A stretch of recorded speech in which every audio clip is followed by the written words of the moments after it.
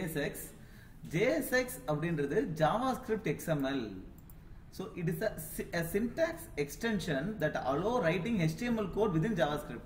Usually JavaScript code குள்ளார நம்ம HTML code எழுத முடியாது. Right? அது வந்து usually plain JavaScript virtual machine அதை ரன் பண்ணாது. இப்போ browserலாம் இதெல்லாம் ரன் பண்ணாது. இந்த கோட ரன் பண்ணாது. Right? நோடுமே இதை ரன் பண்ணாது. Right? So இப்போ plain HTML கோட நம்ம JavaScriptல எழுத முடியாது. ஆனா இந்த JSX மூலமா எழுத முடியும். இது ஒரு JavaScript syntax extension. ஒரு JavaScript syntaxல ஒரு extension மாதிரி.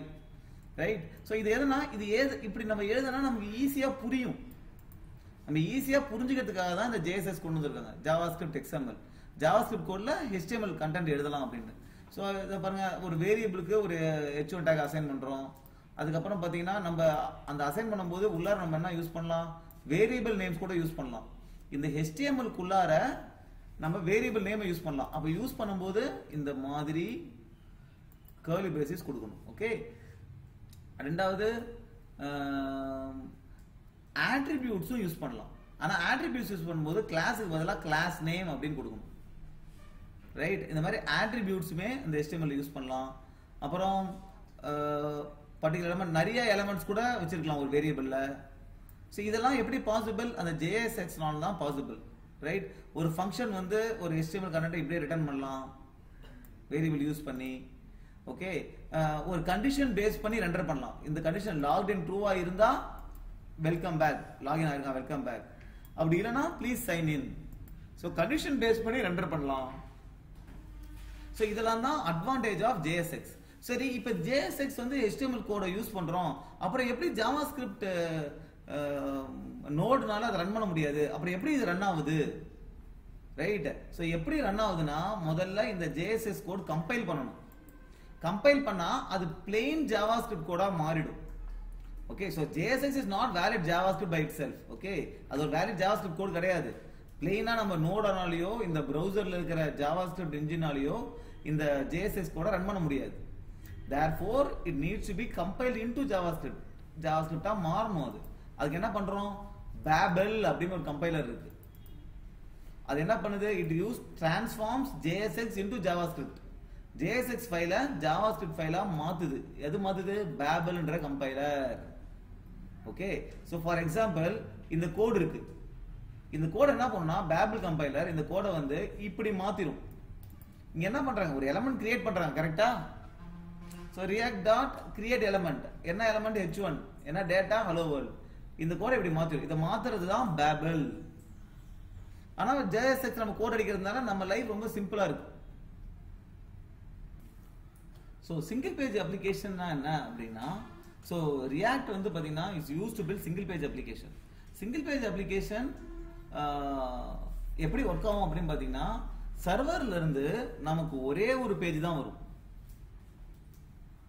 ரைட்? இப்போ நம்ம வந்து பேக் எண்ட் இருக்கு. நம்ம வந்து பாத்தீங்கன்னா ஃப்ரண்ட் எண்ட்ல இருந்து நம்ம என்ன பண்றோம்னா ஒரு ஃபர்ஸ்ட் பேக் எண்டுக்கு ஒரு தனி சர்வர் ஓடுது. இது பேக் எண்ட் சர்வர். அப்புறம் ரியாக்ட்க்கு தனி சர்வர் ஓடும். React server. ஓகே? நம்ம வந்து இப்போ ரியாக்ட் சர்வருக்கு தான் ரிக்வெஸ்ட் கொடுப்போம். ஓகே? அதுக்கு அப்புறம் என்ன ஆகும்னா ஒரு HTML கண்டென்ட் தான் ஒரே ஒரு HTML ஃபைல் அந்த index.html ஒரே ஒரு ஃபைல் தான் வரும். ஓகே? அதுக்கு அப்புறம் எல்லா காம்போனன்ட்ஸும் ஒரு பண்டில் பண்ணி அந்த எல்லா காம்போனன்ட்ஸும் வந்துரும். ரைட்? சோ ஃப்ரண்ட் எண்ட்ல பிரவுசர் என்ன பண்ணும்னா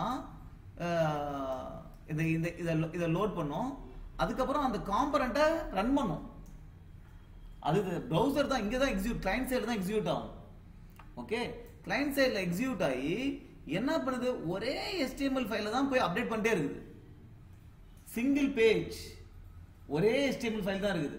இப்போ நம்ம பொதுவா பாத்தீங்கன்னா வேற ஒரு பேஜுக்குலாம் போறோம்னா சட்டன் என்ன ஆகும்னா அடுத்த வேற ஒரு பேஜுக்கு போகும்போது ஒரு வெப் அப்ளிகேஷன்ல டிஃபரெண்ட் பேஜஸ் போறோம்ல. இப்போ ஃபார் எக்ஸாம்பிள் Amazon.inல வந்து நான் போயிட்டு இப்போ சப்போஸ் வேற ஏதாவது ஒன்று கிளிக் பண்றேன்னு வச்சுங்க. ஏதாவது ஒன்று இருக்குது. இது ஒரு கிளிக் பண்றேன் அப்படின்னா கம்ப்ளீட்டா வேற ஒரு பேஜுக்கு போகுது. கரெக்டா? ஒரு டிஃபரெண்டான பேஜே கம்ப்ளீட்டா மாறுது. ரைட்? யூசுவலா மல்டி பேஜ் அப்ளிகேஷன் எப்படி நடக்கும் அப்படின்னா திருப்பி ஒரு HTTP ரிக்வெஸ்ட் போகும். திருப்பி ஒரு ரிக்வெஸ்ட் போய் திருப்பி ஒரு புது பேஜை கொண்டு வரும். அந்த புது பேஜை பிரவுசர் திருப்பி டிஸ்ப்ளே பண்ணும். அதுக்கு பதிலா சிங்கிள் பேஜ் எப்படி நடக்குது? நம்ம எல்லா காம்பனண்டும் வந்துருச்சு. நம்ம என்ன பண்றோம்? ஒரு புது பேஜுக்கு போகும்போது வேற ஒரு காம்பனண்ட்டை கால் பண்றோம். அந்த காம்பனண்ட் என்ன பண்ணுது? இந்த index.html தான் போய் அப்டேட் பண்ணிட்டே இருக்குது. அப்ப நம்ம ஒரு வாட்டியுமே சர்வருக்கு போய் புது பேஜை கொண்டு வர தேவையில்லை. ரைட். ஒரு புது பேஜுக்கு போகணும்னா ஒரு காம்பனண்ட்டை கால் பண்றோம், அது போய் அந்த div element id ரூட் இருக்குல்ல, அங்க போய் அப்டேட் பண்ணிட்டே இருக்குது. ஒரே ஒரு HTML ஃபைல தான் அப்டேட் பண்ணிட்டே இருக்குது. ஸோ நம்ம திருப்பி சர்வருக்கு பேக் அண்ட் போட்டு வராதனால இது கொஞ்சம் ரெஸ்பான்சிவா இருக்கும், கொஞ்சம் ஃபாஸ்டா இருக்கும் single page application. Okay okay. So இது எப்படின்னா, நமக்கு என்னதான் சிங்கிள் பேஜ் அப்ளிகேஷனா இருந்தாலும் டேட்டா மாறுது, டேட்டா தேவைப்படும் நமக்கு. ரைட். அப்ப நம்ம என்ன பண்ணலாம்னா, ஹெவி யூஸ் ஆஃப் அஜாக்ஸ். அஜாக்ஸ்ன்றது என்னன்னா asynchronous JavaScript and XML. So asynchronous என்ன அப்படின்னா, it is allows asynchronous communication between the client and the server. அதாவது பேக்ரவுண்ட்ல உன் ஃப்ரண்ட் பேஜ் அப்ளிகேஷன் நடந்துட்டு இருக்குது, கரெக்டா? பேக்ரவுண்ட்ல நம்ம என்ன பண்ணுவோம்னா சர்வருக்கு ஒரு ரிக்வெஸ்ட் கொடுத்து டேட்டாவை மட்டும் எடுத்துருவோம். நம்ம திருப்பி என்ன பண்ணுவோம்னா புது பேஜ் HTML கண்டென்ட்டா வராது. ரைட். see யூசுவலா server side rendering, client side rendering அப்படின்னா என்ன அர்த்தம் அப்படின்னா, உங்களுக்கு பேக் எண்ட் இருக்கு, ஓகே, பேக் எண்ட் இருக்கு, ஃப்ரண்ட் எண்ட் இருக்கு, பிரவுசர் இருக்கு. ஓகே. சோ நம்ம ஒரு ரிக்வெஸ்ட் கொடுக்கிறோம் பேக் எண்ட்ல. பேக் எண்ட் என்ன பண்ணுதுன்னா ஜஸ்ட் ஒரு பேசிக்கா ஒரு HTML ஃபைல் இந்த காம்போனன்ட்ஸ்லாம் கொடுக்குது. ஓகே. அந்த HTML ஃபைலை பாப்புலேட் பண்றது, நம்ம என்ன பண்றோம்? காம்போனன்ட்டை கால் பண்றோம், காம்போனன்ட் வந்து HTML ஃபைலை போய் பாப்புலேட் பண்ணுது. அதெல்லாம் கிளையன்ட் சைடுல நடந்துச்சுன்னா, பிரவுசர்ல நடந்துச்சுன்னா கிளையன்ட் சைடு ரெண்டரிங். ஓகே.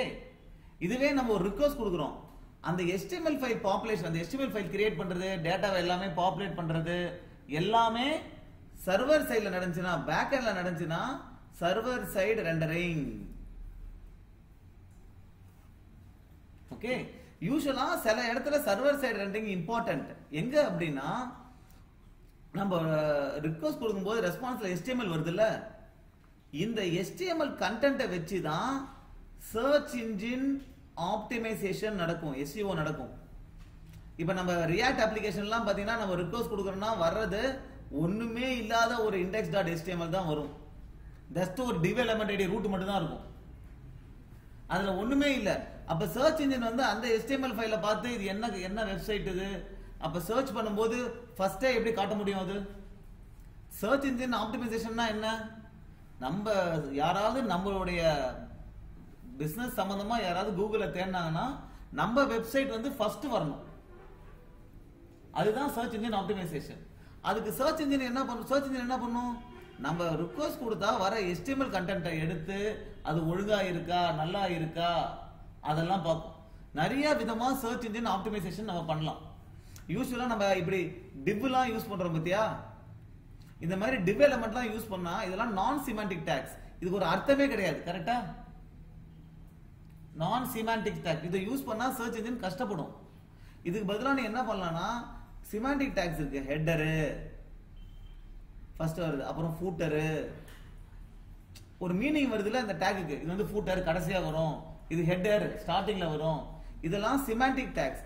இதெல்லாம் சிமாண்டிக் டாக்ஸ் யூஸ் பண்ணி நீங்க உங்களுடைய அப்ளிகேஷன் டெவலப் பண்ணீங்கன்னா உங்க வெப்சைட் வந்து கொஞ்சம் முன்னாடி வரும்.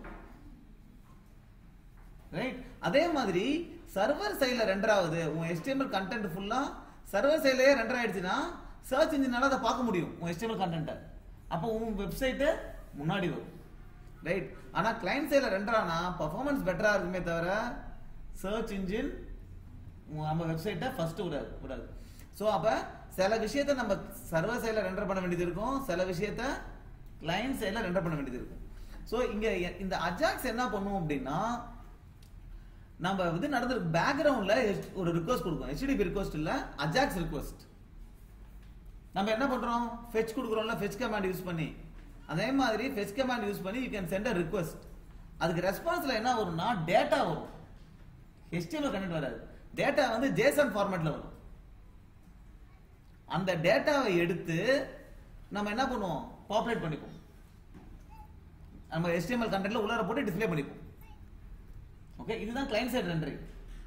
அதாவது நம்ம ரிக்வெஸ்ட் கொடுத்து ஒரு புது பேஜ் வராது, பேஜுக்கு பதிலா என்ன வரும், வெறும் டேட்டா மட்டும் வரும். அந்த டேட்டாவை எடுத்து கிளையன்ட் சைடுல நம்ம என்ன பண்ணுவோம், போய் HTML குள்ளார போட்டுருவோம். ஓகே, சோ இதுதான் வந்து இது ஏன் ஜாவாஸ்கிரிப்ட் அண்ட் XMLனா ரிக்வெஸ்ட் கொடுக்க முன்னாடிலாம் அஜாக்ஸ்ல வந்து ரிக்வெஸ்ட் கொடுக்கிறதுக்கு ஜாவாஸ்கிரிப்ட் யூஸ் பண்ணாங்க. அதனால தான் அசின்க்ரோனஸ் ஜாவாஸ்கிரிப்ட். ஏன்னா ஏதோ விஷயம் நடந்துட்டு இருக்கும்போது பேரலா நம்ம ரிக்வெஸ்ட் கொடுத்து பேக்ரவுண்ட்ல ரெஸ்பான்ஸ் வாங்கிப்போம். ஸோ ரிக்வெஸ்ட் கொடுக்கறதுக்கு ஜாவாஸ்கிரிப்ட் யூஸ் பண்ணாங்க. வர டேட்டா வந்து XML வந்துச்சு, அதனால தான் அசின்க்ரோனஸ் ஜாவாஸ்கிரிப்ட் அண்ட் XML சொல்றாங்க. இப்போ வந்து ரிக்வெஸ்ட் கொடுக்கறதுக்கு வந்து we are using fetch API. ரெஸ்பான்ஸ்ல XML க்கு பதிலா JSON டேட்டா இருக்கு.